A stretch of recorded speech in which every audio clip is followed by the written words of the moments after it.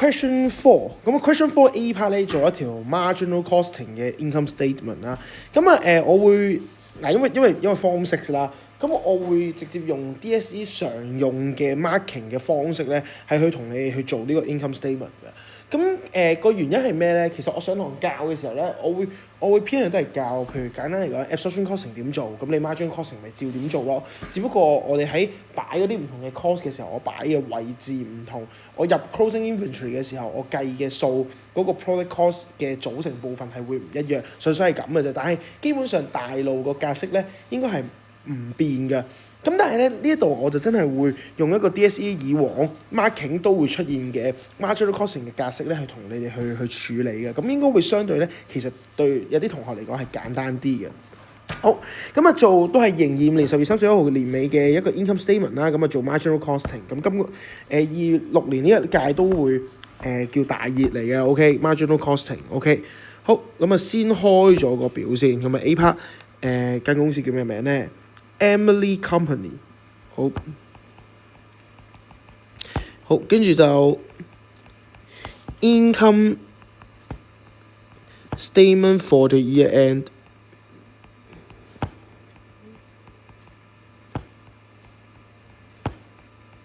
好，跟住就31 December 2025，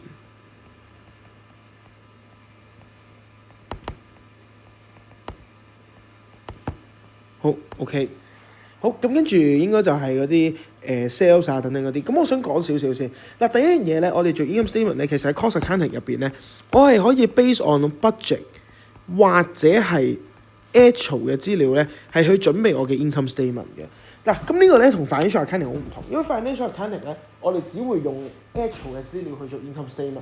咁但係咧 cost accounting 有好多時我哋去做嘅時候咧，其實係可以用 budget 嘅資料去做一個 budget 嘅 income statement， 即係話我嗰一年根本未發生，我純粹要用一啲我預計嘅數去計，其實係可以。所以喺我哋做嘅時候，一定要睇清楚究竟我哋而家做緊個 income statement 係用 actual 抑或係用 budget 嘅資料。如果冇乜特別講嘅話咧，理論上我哋應該咧係要用 actual 嘅資料計，而唔係用 budget 嘅資料計嘅。咁當然啦，有時 budget 同 actual 嘅資料可以係一樣㗎啦，即係例如你一啲嘅 fixed cost， 有時可能 budget 係100萬，咁實際上都係100萬，係可以一樣嘅 ，O 唔 OK？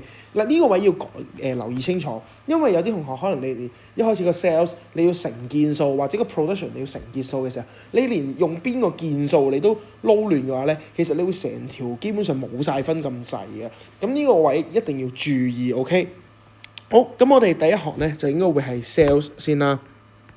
咁咧，如果係一個 DSE marking 上接受嘅格式咧，其實最簡單嘅做法就係咩咧 ？sales 入邊，我哋下面咧就會直接揀 variable cost， 而我會將所有嘅 variable cost 咧一陣間，無論係 production 抑或係 non-production 咧，我會擺晒入去呢一度入邊嘅。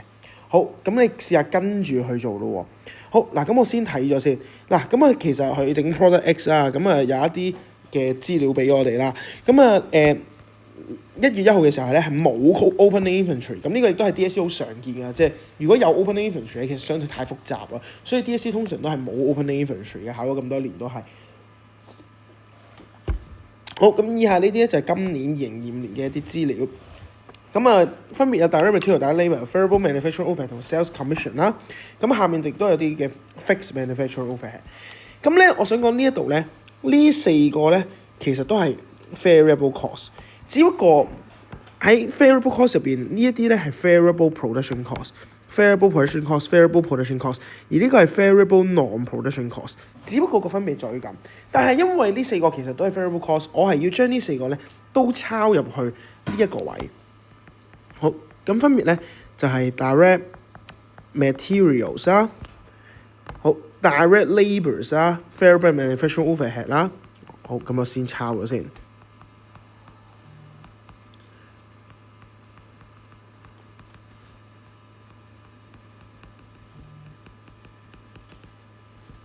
好，同埋個 sales commission。好，嗱，望到呢度咧，你會發現咧，同我上堂教你嘅格式咧有啲唔同。因為如果以我上堂教你格式咧，其實我要你將啲成本分3類 variable production cost、variable non-production cost， 最後先係 fixed cost。而我哋喺做完第一類嘅 variable production cost 嘅時候咧，其實我要你先計個 closing inventory。好，呢個就係呢一條片嘅關鍵。其實喺 DSE 嘅 marking 入邊，你會發現 DSE 接受嘅 marking 咧，其實係容許你喺做 marginal costing， 係淨係 marginal costing 啊，marginal costing 嘅 income statement 嘅時候咧，唔需要計 closing inventory。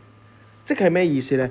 好嗱，我哋 sales 咧就實際上賣咗23,000件啦，每件嘅售價140蚊啦，咁就23,000乘140，咁呢啲唔會錯啊，即係基本上冇人錯噶。OK， 好嗱，正常嚟講，我下面 direct material 先算啦，22、20、12呢啲，好，我抄晒落去先，22、20、12，好嗱，先唔好理個 commission 先。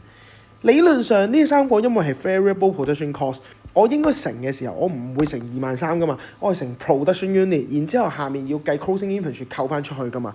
嗱，講一次啊，因為呢3個係 variable production cost， 所以我乘嘅時候應該係乘 production unit， 然之後計完個總數，我要減 closing inventory， 再先扣翻走未賣嘅嗰啲噶嘛。好，但係咧，如果喺 marginal costing 入邊咧，其實你可以直接乘23,000，直接乘 sales unit 嘅。好，當你呢3個數直接乘咗 sales unit， 你咪唔需要再去多一行減 closing inventory 咯。所以下面我哋就會直接將個 sales commission 都係一樣 ，10% 乘個 selling price， 即係話23,000乘140乘以10%。喺呢個位，我哋就直接已經計晒所有嘅 variable cost。好，咁呢度我哋去撳機。3220000呢個係個 sales 啦。好，22乘23,000係個 direct materials。好，20乘23,000係個 direct labour。好，跟住12乘23,000就 variable manufacturing overhead。好，最後應該322000就係個 sales commission。然之後將呢4個數相加，咁呢個就係個 total variable cost。好，咁我撳機先。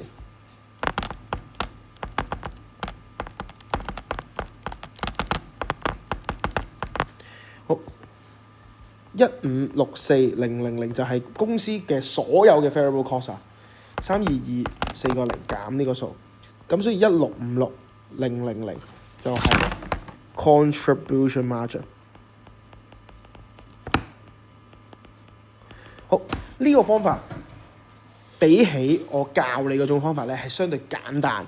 咁點解你話我一開始唔教你呢種方法咧？如果我一開始就教你呢種方法，你會失去咗第一，我哋其實傳統嘅 accounting 入邊，我哋其實除咗 contribution margin， 我哋其實仲有個 terms 叫 production contribution margin。雖然而家 DSE 我哋唔會再考呢個 terms， 但係我都想你哋識。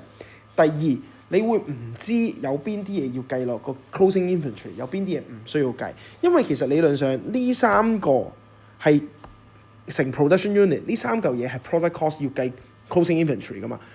我教你嘅時候需要你哋要有呢一個概念，所以我教你嘅時候唔會直接教你用呢一種方法乘 sales unit 嘅。但係其實實際上我去做 income statement 咧，可以好似我呢度咁樣 marginal costing 嘅 income statement 咧，係可以直接咁樣乘 sales unit 嘅。好嗱，如果我而家係做 absorption 嘅 income statement 咧，係唔可以咁樣做㗎，所以分清楚 absorption 係唔可以咁做嘅 ，marginal costing 先可以咁做。好，咁減完所有嘅 variable cost， 你下面咪 less fixed cost 咯。好，所以應該我有提過你哋，無論你呢條做得啱唔啱都好啦，我都要你哋睇呢條片，其實就係咁解。你會見到格式同我上堂教你嘅咧，會有啲唔同嘅。好，減 fixed cost。好，咁呢度咧 fixed cost 咧就會包括個 fixed manufacturing overhead 啦，同埋個 administrative expense。好，咁我哋先寫咗個名先啦，都係一樣，先寫咗個名先啦。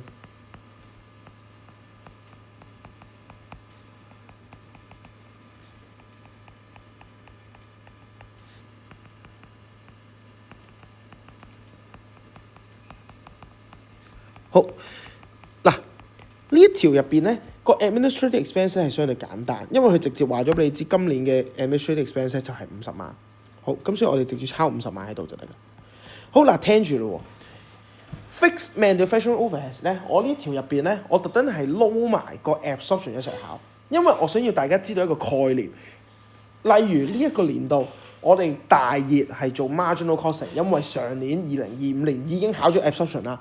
但係當我下一條 marginal costing 嘅 income statement 嘅時候，唔代表我唔可以將 absorption 撈埋一齊考嘅。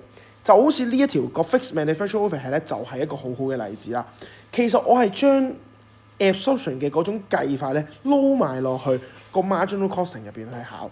嗱，如果我去做一條 marginal costing 嘅 income statement 咧，我最終我係要用 actual amount， 即係話我係唔會用 absorb 嗰個數去計啦，亦都唔會用 budget 嗰個數去計。我係要用最終你實際上嘅嗰個 fixed manufacturing overhead 去計嘅，呢個係同 absorption costing 最大嘅分別，因為 absorption costing 係用 absorb 嗰個數去計，而唔係用 actual 個數去計噶嘛。好，但係呢一度咧，我係冇直接俾個 actual 個數俾你嘅。我上面呢度有 budget 嘅數，下面應該第三個 point 咧打錯咗，呢個第三個 point 最底個第四個 point 啦。第三個 point 嗰度其實係我俾咗個 absorb 嘅數你，就係咩咧？原來我個 fixed manufacturing overhead 咧，我係 based on normal direct labour hour 係 absorb， 而我計出嚟每個鐘頭 absorb 出嚟咧係每個鐘5蚊。咁係咪即係話，如果我用 budget 嘅嗰個錢除 budget 嘅嗰個鐘頭，我就會計到每個鐘頭5蚊啊？咁係咪即係話我套翻條式 budget 嘅 fixed manufacturing overhead 除翻 budget 嘅鐘頭係6萬個鐘，我就會計到每個鐘係5蚊，而用呢個方法去做，我咪知 budget 嘅 fixed manufacturing overhead 係30萬咯，啱唔啱先？好，而當我去做呢樣嘢嘅時候，我揾到 budget 嘅 fixed manufacturing overhead， 而我題目同你講 actual 個數同 budget 個數係一樣，咁係咪即係話呢個數同樣會等於翻 actual 嗰個數？咁所以直接我將5乘以6萬，其實我就已經可以揾到 actual 嘅嗰個 manufacturing overhead 就係5乘以6萬，就係30萬。好，跟住80萬就係個 fixed cost。好，將佢再相減，最終856000就係個答案。提咗好多次856000呢個數叫 net profit。有同學計到個數字唔寫 net profit 又冇咗分啦。OK， 你要計到 net profit 呢個數字其實係咪好難？又唔係。咁但係你計得到，即係證明你識啦。其實你應該要攞埋呢一分噶嘛。你因為冇寫 net profit 而冇咗呢一分，其實你係好蝕嘅。我覺得係好蝕嘅。有時你特別你計到，我諗你都係可能 level 5 or above 啦，你可以做啱晒。你 level 5 or above， 你可能1-2分就一個 grade， 1-2分就一個 grade 㗎啦。O 唔 OK？好，咁呢個 A part。好，咁啊 boy part 咧要做 inventory， 咁分別咧我哋要計 inventory under 嗰兩個 costing 嘅 system 嘅，分別咧就係 boy part marginal 同 absorption costing system。好 ，inventory under marginal costing system。好，第一樣嘢，如果我做 marginal costing 喺呢一條題目嚟講咧，我應該個 product cost 咧只會係呢3個數嘅啫。好，咁咧我哋唔好睇個總數啦，因為點解咧？我哋直接睇個 unit cost 啦。每件係22，每件20，每件12，呢個係題目俾噶嘛？每件22，每件20，每件12。好，所以個 unit product cost 咧就係22加20加12，呢個就係個 unit product cost。咁我只需要乘翻我 total 有幾多件嘅 closing inventory， 我就計到。好，咁我就要睇啦。我賣咗23000件，我冇 opening inventory 嘅底下，我今年生產咗25000件。咁我將呢兩個相減，我嘅 inventory 嘅件數咪就係2000件咯。我整咗25000，賣咗23000，我咪有2000件剩翻低。22加20加12乘2000，108,000就係我 marginal costing 底下嘅 inventory。好，跟住我就計埋 absorption 咯。嗱，正常情況底下，你 absorption 嗰個 inventory 咧，一定係大過個 marginal 嗰個 inventory 㗎。OK，等等，一路寫字唔係好知自己講緊咩。好難講一次，你 absorption costing 個 infantry 一定大過 marginal 嗰個 infantry，因為點解咧？你同樣地都係用22、20同12去計嘅，只不過咧你同marginal 個最大分別係咩咧？佢個 product cost 唔係淨係計 variable 嘅 production cost 啊嘛，佢仲要計埋 fixed 嘅 production cost， 即係個 fixed manufacturing overhead 啊嘛，所以你要加埋咩落去咧？就係嗰個fixed manufacturing overhead 嗰個 predetermined 嗰個 fixed manufacturing overhead absorption rate， 即係5蚊一個鐘。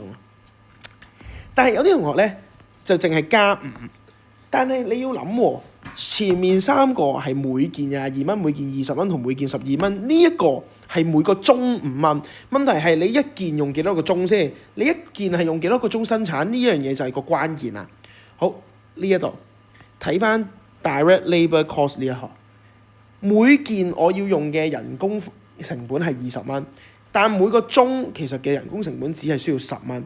咁係咪即係換句話說，我將20除10，其實我每件需要嘅時間就係2個鐘啊！一個鐘10蚊，一件用20蚊，咁你一件咪要用2個鐘咯。咁所以即係話咩意思咧？喺我計嘅時候，因為5蚊呢個咧係講緊我 absorb 出嚟一個鐘5蚊啊。咁一件係用2個鐘，你咪要5乘2咯。所以呢個位有好多同學漏咗就會計錯啦。咁一樣又係一樣，你要乘翻25,000減23,000啦，即係有2000件嘅 closing inventory 啦。好，咁呢個咧128000就會係個答案啦。OK， 好。我想講同樣呢一條題目咧，其實你係可以試下用 absorption costing 嘅方法做一次個 income statement 嘅。咁啊可以當練習去做嘅，因為雖然上年出咗 absorption，唔代表今年唔可以再出 absorption 噶嘛，即係佢係要出。咁你都冇辦法，你咪都要做㗎，所以係可以重複出㗎嘛。咁所以你都可以試用 absorption costing 嘅方法去做啦。